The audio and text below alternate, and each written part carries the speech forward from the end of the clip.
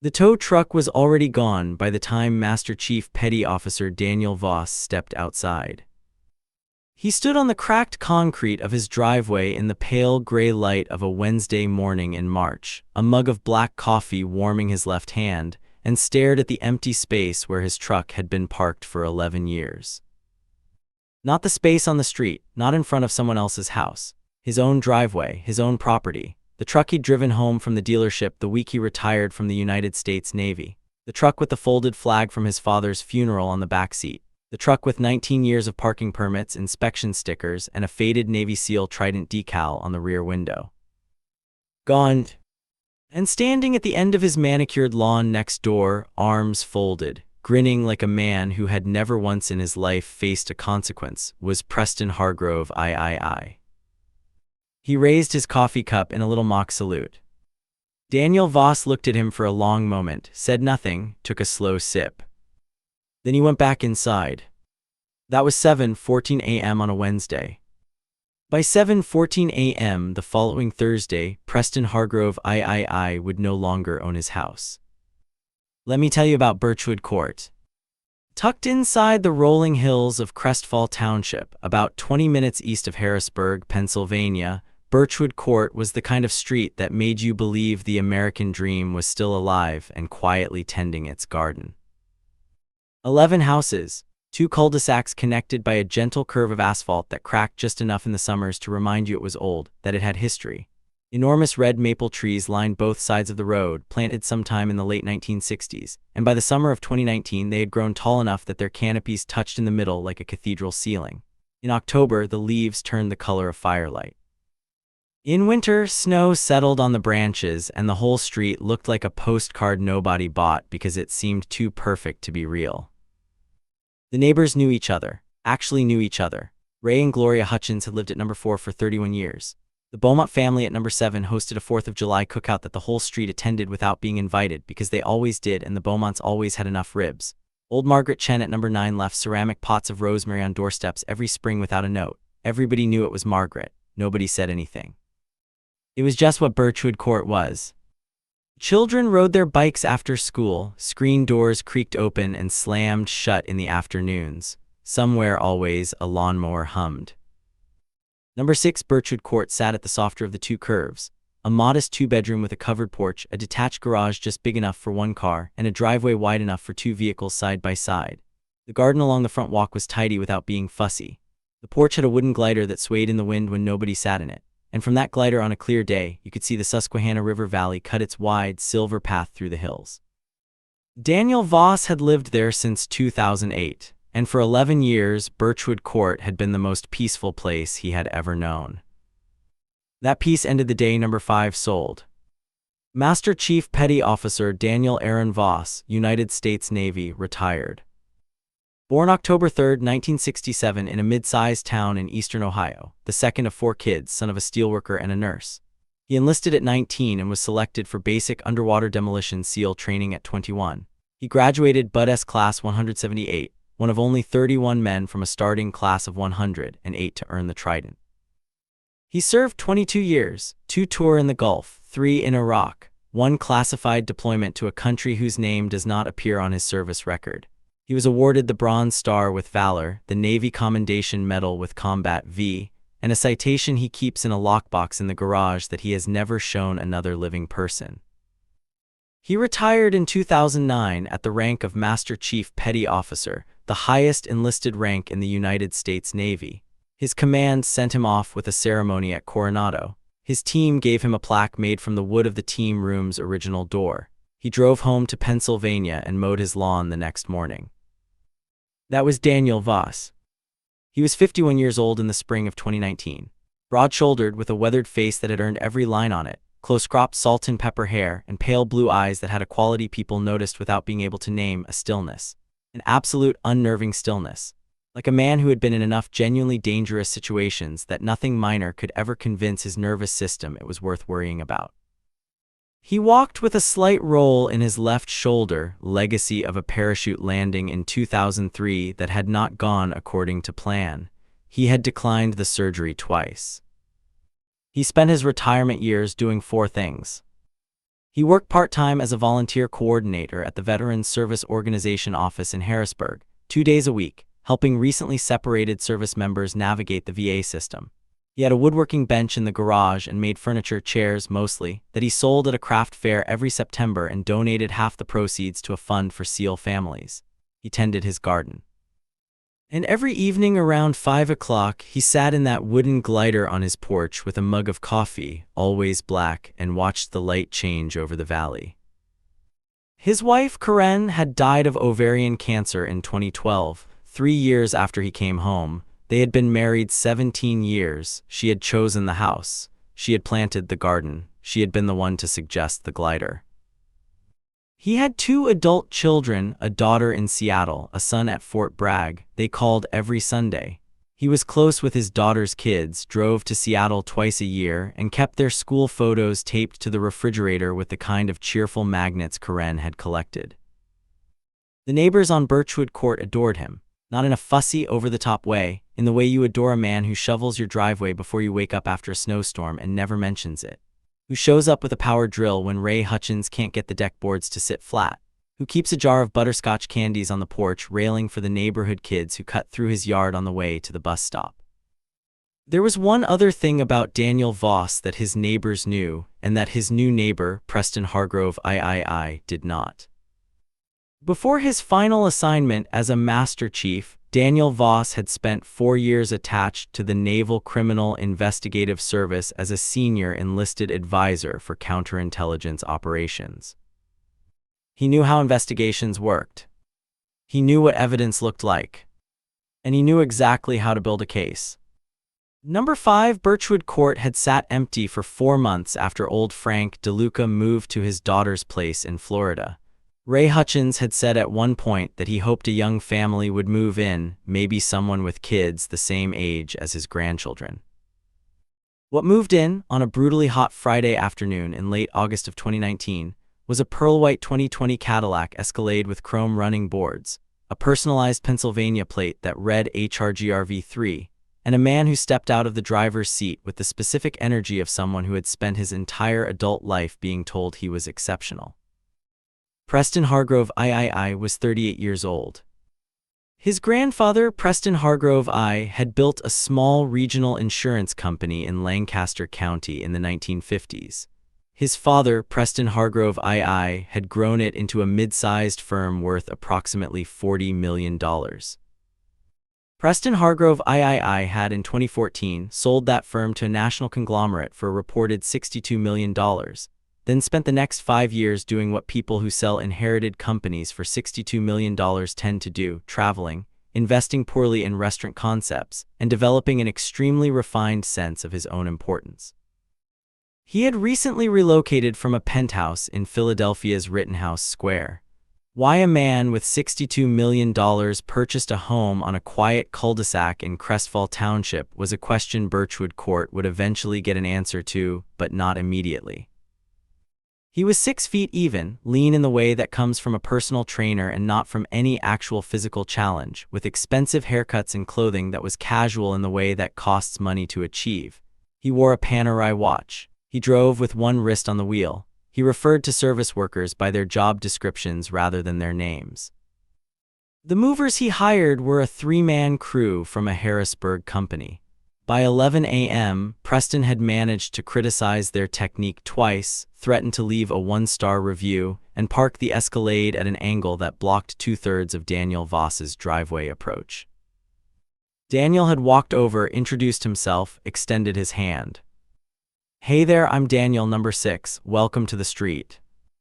Preston had looked at the hand, then looked at Daniel, then at the house, then back at Daniel. "Thanks," he said. "Listen, I'm going to need quiet for the next few days while we're getting settled. These walls aren't exactly thick." He gestured vaguely at both houses. Daniel had nodded once. "Sure, I keep quiet hours myself. You need anything, I'm next door." He went back to his porch. Ray Hutchins, watching from his front window, would later tell his wife, "Something's wrong with that one." Gloria Hutchins, without looking up from her book, said, "Move the good china to the top shelf." September settled over Birchwood Court with its usual amber warmth. The red maples began their slow, beautiful burnishing. The mornings turned cool and the afternoons stayed gentle, and for a few weeks, Preston Hargrove III was simply an unpleasant background presence.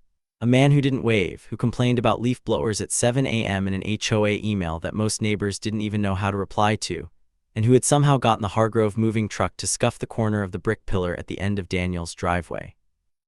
That pillar was made of hand-laid fieldstone. Karen had found the stones herself at an estate sale and had paid a local mason to build it in the summer of 2004. It was exactly the kind of detail that meant nothing to a stranger and everything to the man who had watched his wife carry each stone from the back of a rented trailer. Daniel noticed the scrape, said nothing publicly, took a photograph, wrote the date and time in a small spiral notebook he kept in the kitchen drawer.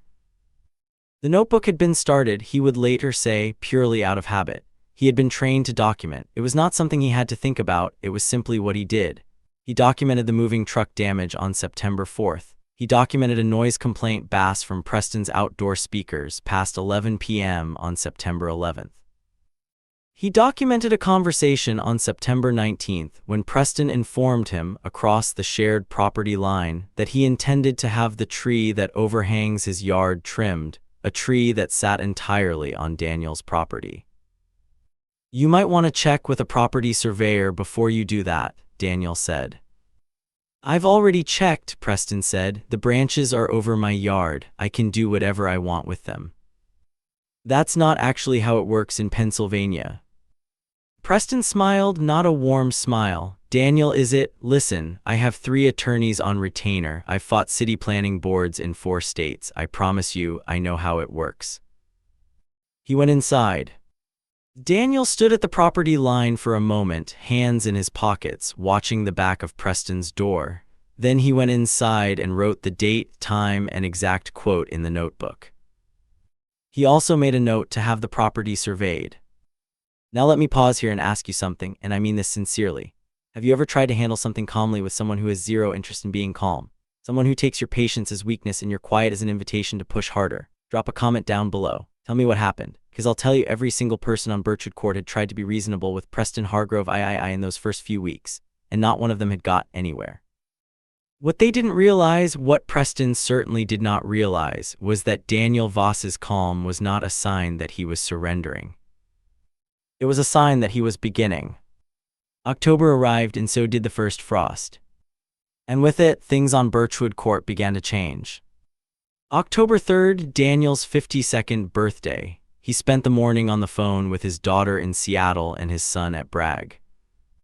Afterward, he walked out to his driveway to drive to the VSO office and found that his truck, his 2008 Ford F-250 Super Duty, the one he had driven home from the dealership the week he retired, the one with the folded flag in the back seat, was blocked in by Preston's Escalade, angled across the driveway approach at a 40-degree angle, taking up 3/4 of the apron. He photographed it. He knocked on Preston's door. Preston answered in a bathrobe, holding a phone, and told Daniel he'd be 5 minutes. He was 40 minutes. Daniel was late to the VSO office. October 9th, a trash bag appeared on the near side of Daniel's garden, close enough to the fence line that there was plausible deniability, full of food waste that drew a raccoon overnight. The raccoon knocked over Daniel's exterior storage bin and scattered the contents across the driveway. Daniel cleaned it up at 6 a.m., photographed the trash bag, noted that its contents included a specific brand of protein shake canister he had seen in Preston's recycling. October 17th, a certified letter arrived at Daniel's address. From the Crestfall Township HOA, a formal complaint had been filed by a neighbor, name withheld, alleging that Daniel's truck constituted a visual nuisance because it was aged, poorly maintained, and inconsistent with the character of the neighborhood. The truck was a 2008 model. It had a small rust spot above the rear wheel well. It was clean, registered, and fully operable. Daniel read the letter twice, set it on the kitchen table next to his notebook. Then he took his truck to a commercial detailing shop in Harrisburg, had it cleaned from bumper to bumper, and parked it in his driveway so clean it reflected the maple trees. He also filed a counter-response to the HOA, noting that the complaint was unsubstantiated and requesting the name of the complaining party under the HOA's own disclosure bylaws. October 23rd, he found the ceramic rosemary pot that Margaret Chen had left on his doorstep in the spring lying broken in the garden bed. It had been on his porch railing for 7 months. It had not fallen. The break was clean, the kind a foot makes, not a wind. He added it to the notebook. October 31st, Halloween. Daniel had bought candy for the neighborhood kids, the same thing he did every year. He sat on the porch in the early dark, handing out chocolate bars to little superheroes and tiny witches, and at some point during the evening, someone nobody on the street admitted to seeing it happen keyed the driver's side of his truck. A long, deliberate scratch from just behind the cab door to the rear panel. Daniel stood beside his truck in the Halloween night air, the distant sound of children laughing 2 streets over, a slight smell of gunpowder from someone's novelty smoke pellets carried on the cold breeze. He ran his finger along the scratch without saying anything. He photographed it, he wrote it down. He went inside. But here is what nobody knew at the time. On September 22nd, 3 days after the conversation about the tree, Daniel Voss had quietly installed 3 Lorex 4K security cameras. One at the front eave of his house, angled to cover the driveway and the right side property line. One at the rear corner, covering the garden and the back fence. One, small and discreet, mounted in the detached garage above the window, covering the street approach and the entirety of the shared driveway apron. The cameras recorded continuously, motion-triggered, cloud-backed. Every incident from October 9th forward had been captured on video. The trash bag, the keyed truck, the Halloween night, all of it, in 4K resolution, time-stamped and stored on a server in Virginia. In the garden along Daniel Voss's front walk, in the 3rd bed from the porch steps, grew a climbing rosebush that reached up an iron trellis to just below the porch eave. It was a pale cream variety called Climbing Iceberg. Karen had planted it in the spring of 2010, a year before her diagnosis. She had chosen it specifically because it bloomed in late October, unusual for a rose, and that was why she wanted it. Something to bloom when everything else was dying back. She'd had 2 seasons with it before she got too sick to garden. By 2019, that rose had been growing for 9 years. It was enormous, full and heavy on the trellis, its canes thick as a man's thumb. Every October it put out a flush of pale cream blooms that smelled faintly of honey. Every October, Daniel Voss sat in the glider and watched it. The kids on the block knew not to touch it. The neighbors knew what it meant. Nobody had ever needed to be told. On a gray Thursday morning in early November, November 7th, 2019, Daniel Voss woke at his usual time of 5:30 a.m. and went to the kitchen to start coffee. When he looked out the kitchen window toward the front garden, he stopped. The rose trellis was in pieces. The iron frame had been wrenched from the house siding and was lying across the garden bed. The rosebush itself had been cut, not broken, not torn, but cleanly cut with a tool at the base of its main canes. 9 years of growth, every cane severed. Daniel stood at the window for a long time. He picked up his coffee mug, set it down, picked it up again. He went outside in his socks and stood in the November cold in the garden and looked at what had been done. The soil was disturbed around the root crown. Someone had been thorough. They hadn't wanted it to grow back. Frost was forming on the cut ends of the canes. He went back inside. He pulled up the camera footage on his laptop. He watched it. He watched the timestamp. He wrote 3 lines in the notebook. He sat in his kitchen in the pale gray 5:30 a.m. of November in Pennsylvania, and he was absolutely still. If you think Daniel Voss was about to lose his temper, you've never met a man like Daniel Voss. Because the men who go through what he went through, who carry what he carried, don't lose their tempers over things like this. They get methodical. They get quiet. They get very, very deliberate. He finished his coffee. Then he made a phone call. Here's what nobody on Birchwood Court knew at the time. When Daniel Voss had said during his retirement party at Coronado in 2009 that he was going home to Pennsylvania to grow roses and build furniture, his team had laughed. Because they knew that Daniel Voss was constitutionally incapable of doing only one thing. During his 4 years attached to NCIS as a senior enlisted counterintelligence advisor, he had worked closely with federal investigators, prosecutors, and civilian law enforcement agencies. He had developed a particular fluency in something most people never have to think about: the legal architecture of evidence. What makes a case? What makes a case stick? How you build something that a prosecutor can walk into a courtroom with and never once feel nervous. The first call he made on the morning of November 7th was to a man named Commander Reginald Tate, USN, retired Danny's senior officer during his NCIS attachment, and now a supervisory special agent with the FBI's Philadelphia Field Office, Criminal Investigative Division. "Reg," Daniel said when the call connected, "I need a name run." There was a brief pause. "Morning, Danny, what's the situation?" "New neighbor, name's Preston Hargrove III, former address Rittenhouse Square, Philadelphia, sold an insurance company in 2014. Since then, I don't know what he's been doing, but I want to know." Another pause. "Okay. I've also got video of criminal mischief, property damage, and potentially tortious conduct going back 6 weeks. Timestamps, full 4K, cloud-backed, and a certified property survey that's going to be interesting." "How interesting?" Daniel looked out the window at the front garden, at the severed rose canes lying across the cold soil. "The fence he put up along our shared property line in September," Daniel said quietly. "The survey came back last week. It's 18 inches onto my property. Full run, 43 feet. A longer pause this time. "Danny," Reg said. "Yeah. He built a permanent structure on your land. 43 feet of 6-foot cedar privacy fence with concrete footings on my property, without my permission. Without a permit, it turns out. I checked with the township building office." You see, folks, this is what Preston Hargrove III had never bothered to do. He had assumed the property line was where he thought it was because he had never had a survey done. He had looked at the fence posts of the previous owner and assumed that was where his land ended and Daniel's began. He had assumed wrong by 18 inches. And 18 inches across 43 feet of fence line constituted an illegal permanent encroachment on a veteran's property. But that was only part of it.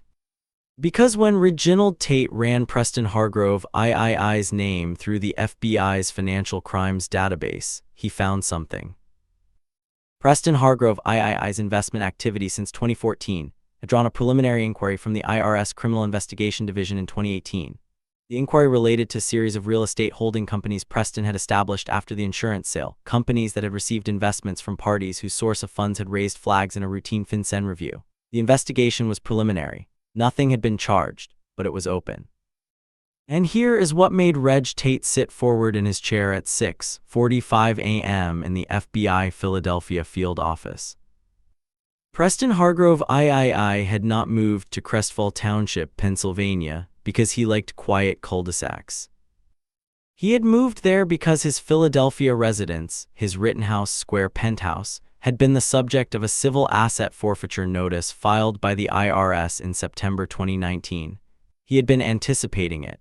He had moved his primary residence to a property he believed was sheltered from the inquiry. He had moved in next to Daniel Voss to hide. Now Reg Tate called Daniel back. And Daniel Voss, seated at his kitchen table with his notebook, his camera footage, his property survey, his HOA correspondence, and 9 years of Karen's rose bush condensed into 3 lines of neat handwriting, listened carefully. Then he said, "What do you need from me?" Now let me pause here and ask you something because I want to know. Have you ever watched someone get so comfortable in their arrogance that they forgot to wonder who they were standing next to? Drop a comment and tell me. Because Preston Hargrove III moved in next to former Navy SEAL counterintelligence operative with an FBI contact in his speed dial, and he never once thought to ask what his neighbor used to do for a living. Thursday, November 14th, 2019, 8:10 a.m. The morning was cold and clear in Crestville Township, the kind of November morning where the air smells like old leaves and the sky is the specific shade of pale blue that only happens after the first hard frost has swept everything clean. The red maples had dropped most of their leaves. Birchwood Court was quiet. School buses had come and gone. Most neighbors were inside. Daniel Voss was on his porch at 7:55 a.m. He had his coffee. He sat in the wooden glider, the one Karen had chosen, and he watched the frost burn off the grass in the early sun. He was wearing his dark green Carhartt work jacket. His hands were warm around the mug. He did not look toward number 5. He heard the tires before he saw the vehicles, 3 of them moving at the deliberate pace of people who have thought about everything. 2 Dauphin County Sheriff's Office vehicles and 1 unmarked SUV with government plates. They parked in front of number 5 Birchwood Court. Behind them, from the other direction, came a township code enforcement vehicle and a flatbed truck from a fencing contractor, the one who had been engaged under court order to remove the encroaching fence. 6 people got out of the law enforcement vehicles. 2 deputies, 2 IRS criminal investigation agents. They were distinctive in their dark windbreakers, and Reginald Tate, who wore a gray suit and carried a leather document folder under his arm. One of the deputies walked to number 5 and knocked 3 times, measured, official. There was a pause, then the door opened, and Preston Hargrove III appeared in what can only be described as the worst possible version of himself. Gray plaid flannel pajama pants, a Villanova sweatshirt, bare feet, a mug of coffee in one hand, his hair not yet touched by the day. He had the expression of a man who had been awake for 40 minutes and expected nothing more disruptive than a quiet Thursday. The deputy said, "Preston Hargrove III." Preston's face changed. "We have civil process for you, sir," the deputy continued. "And additionally, these federal agents have documentation from the IRS Criminal Investigation Division regarding an ongoing inquiry. We're also here to execute a Dauphin County Court of Common Pleas order regarding the removal of an unpermitted structure, a fence, found to be encroaching on the property of your neighbor at number 6. He held out a thick envelope. Preston did not take it immediately. Reg Tate stepped forward. He was a calm, quietly large man with close-cropped gray hair, and when he looked at Preston Hargrove III, it was with the specific expression of a man who has seen many Prestons in his career. "Mr. Hargrove," Reg said, "I'm Supervisory Special Agent Tate, FBI Philadelphia. We're not here to arrest you today, but I'd encourage you to get your attorney on the phone in the next few minutes." Now here is what Preston had done after the rose bush. He had filed an injunction attempt to stop the property survey, claiming procedural error. The injunction was denied inside of 48 hours. He had called the HOA to file a complaint against Daniel for aggressive behavior. The HOA's response, after reviewing Daniel's full documented record of the previous 6 weeks' incidents, was to open a conduct inquiry against Preston instead. He had called his attorney on November 11th and been told that the encroaching fence situation was not ideal. Not ideal. $847,000 in damages plus legal fees was also, arguably, not ideal. That was the figure that Daniel's civil attorney, a Harrisburg-based property and tort lawyer named Gerald Marsh, who had been in practice for 31 years and who had been an Army JAG officer before law enforcement, had calculated as the basis for the civil suit. Property damage to the Rose Garden, criminal mischief for the keyed vehicle, the unauthorized fence encroachment, the HOA harassment campaign coordinated through false complaints, and tortious interference with his quiet enjoyment of property. Every item backed by photographs, dated notebook entries, 4K video with timestamps, certified survey records, HOA correspondence logs. The fence crew began work at 8:30 a.m. The sound of a cement breaker starting up in the cold morning air carried clearly down the street. Ray Hutchins came out on his porch at number 4. Margaret Chen appeared at her front window. The Beaumonts, all 4 of them because it was a school holiday, lined up along their porch railing. Preston Hargrove III stood in his doorway, coffee mug still in hand, watching the crew begin to pull his fence post by post out of Daniel Voss's frozen ground. Daniel Voss sat in his glider. He did not watch Preston. He watched the valley. Direct hit engagement hook. Now let me pause here because I want to ask you something and I want you to really think about it. At what point did Preston Hargrove lose this? Was it the moment he towed the truck, the moment he cut the rose bush, or was it the moment he moved in next to someone and never bothered to ask who he was dealing with? Drop your answer in the comments. I read every single one. About the tow. I mentioned that at the opening of this story, the truck towed on a Wednesday morning in March while Daniel stood in his driveway. You noticed that, didn't you? I told you this story starts in 2019 in the fall, and then suddenly here was a morning in March. That's because it hadn't happened yet. Everything I've described, the cameras, the notebook, the FBI contact, the fence survey, the civil suit filed, all of that was set in motion in November of 2019. By the time March arrived, the civil suit was pending and Preston Hargrove III was in the early stages of understanding how much trouble he was genuinely in. The tow happened on March 11, 2020, the morning after Preston had received notification of the trial date for the civil suit. And in what can only be described as a colossal miscalculation, Preston had decided that if Daniel Voss was going to take him to court, then the way to respond was to call a towing company and have Daniel's truck removed from his own driveway under a private property ordinance, claiming, falsely, to the towing company that the truck was parked on his property. The truck was not on Preston's property, it was in Daniel's driveway. The towing company's driver had not verified the property line before hooking it up. Preston had told him the truck was blocking access to his home. The driver had taken his word for it. By 8 a.m., Daniel had called the Crestfall Township Police. By 8:30, he had reached Gerald Marsh. By 9 a.m., Marsh had contacted the towing company's legal department with a copy of the certified property survey, making clear that the vehicle had been removed from private property under fraudulent pretenses. The truck was returned at the towing company's expense by 11 a.m. The towing company, upon understanding the full situation, provided a notarized statement of what Preston Hargrove III had told them. That statement was added to the civil suit as evidence of witness tampering and fraudulent misrepresentation. When Marsh recalculated the damages, now including the fraudulent tow, the cost of Daniel's time, and the punitive multiplier that fraudulent conduct can attract in civil cases, the figure crossed $1 million.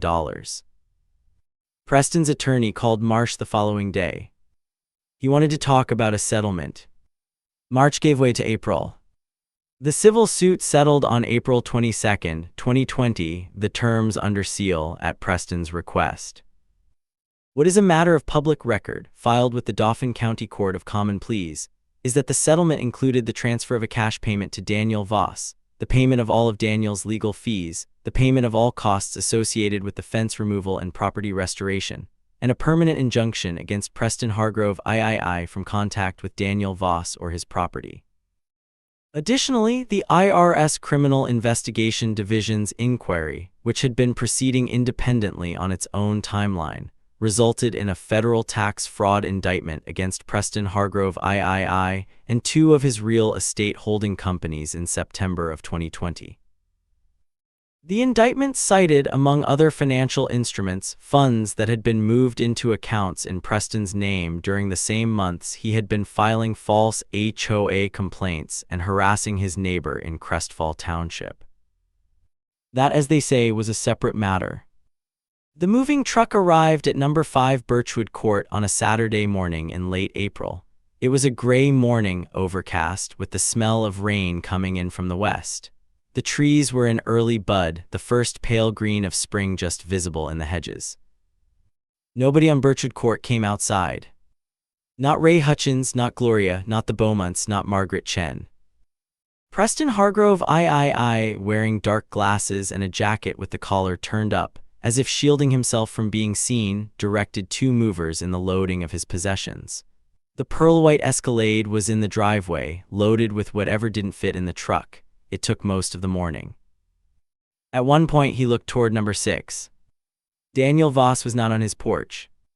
He was in the garage at his workbench, the sound of a hand plane moving slowly, deliberately across a length of cherry wood. The garage window was open. You could hear it, that long, patient whisper of steel across grain. Nothing hurried, nothing angry, just a man working. Preston stood in his driveway for a moment. Then he got in the Escalade. Nobody waved. Here is what happened in the years that followed. Preston Hargrove III pleaded guilty to 2 counts of federal tax fraud in March of 2021. He was sentenced to 27 months at a federal facility in Lewisburg, Pennsylvania, roughly 30 minutes from Crestfall Township as it happened. He served 19 months. Upon release, he moved to an apartment in Wilmington, Delaware, the last anyone on Birchwood Court heard. The Crestfall Township HOA revised its complaint procedures in January of 2020, requiring that all complaints be signed by the filing party, no more anonymous submissions. The revision was proposed in writing by one Gerald Marsh, attorney on behalf of his client. The towing company reached a separate civil settlement with Daniel for the fraudulent removal of his vehicle. The figure was not disclosed, but the driver who had taken Preston's word without verification was retrained, and the company updated its intake procedure to require proof of property ownership before any residential tow. Number 5 Birchwood Court was purchased in June of 2020 by a retired couple from Lancaster County, Jim and Patricia Aldridge. Jim Aldridge had taught high school history for 32 years. Patricia had been a pediatric nurse. They had a 20-pound orange tabby cat named Walter who immediately began sleeping in Daniel's garden. Daniel did not object. He built the Aldridges a rocking chair for their front porch as a housewarming gift, cherry wood with walnut inlay on the arm ends. Patricia cried a little when she received it. And in the front garden of number 6 Birchwood Court, in the third bed from the porch steps in the spring of 2020, something happened. The rose bush that had been cut to the ground in November of 2019, the climbing iceberg that Karen had planted, that someone had attempted to destroy root and all, sent up new canes. 3 of them, slender and pale green and absolutely determined. They reached toward the trellis Daniel had repaired over the winter, found the iron and held. By October of 2020, the first blooms opened. Pale cream, faint honey smell, late in the season when everything else had gone back. Daniel Voss sat in the wooden glider and watched them for a long time. Then he picked up his coffee and went inside to call his daughter. You know, I think about this story a lot. I think about the moment Preston Hargrove III stood at the end of his lawn with his coffee cup, giving that little mock salute at a man who had spent 22 years in service to this country, who had deployed to combat zones whose names he never mentioned, who had held the line in places most of us will never hear about, for reasons most of us will never fully understand. And I think, what kind of person looks at a man like that and decides, that's who I'm going to push around? The answer is a person who has never had to truly reckon with consequence. A person who has moved through the world in a bubble of inherited wealth and selective memory, who has confused comfort with strength and aggression with power. Preston Hargrove III thought he was dealing with an old man, a quiet, aging widower on a quiet street who would absorb whatever came at him because quiet men do. He had never met a quiet man like Daniel Voss. Here is what I want you to take from this story, and I mean this from the bottom of my heart. Patience is not weakness. Documentation is not passivity. The man who says nothing and writes everything down is not the man you want as your opponent. There is a particular kind of strength, and you find it most reliably in people who have been tested in ways that most of us haven't, who have carried weight that most of us can't imagine, who have chosen, again and again, to respond to provocation with discipline rather than chaos, and that strength does not announce itself. It just waits. It takes photographs, it makes notes, it calls the right friend at the right time, it hires the right attorney. It sits on the porch in the morning light and drinks its coffee and waits for the world to catch up to what it already knows. Daniel Voss never raised his voice once. He never threatened, never postured, never gave Preston Hargrove III so much as the satisfaction of a reaction. He just built a case, quietly, methodically, the way a man builds a chair piece by piece, joint by joint, until the whole thing is solid enough to last. And when the time came, he let the system do what systems are supposed to do when someone gives them what they need to work with. So let me close with this. Never mistake a quiet man for a weak one. Never mistake patience for permission. Never look at a man sitting peacefully on his porch and assume that his stillness is surrender. And above all, if your new neighbor drives a vehicle with a Navy SEAL trident on the back window, maybe just introduce yourself, be decent, say hello. Because you don't know who you're standing next to. And neither did Preston Hargrove III. Until it was too late. This story is inspired by real events and public court records. Names, locations, and specific details have been changed or dramatized for storytelling purposes. Any resemblance to real individuals is coincidental.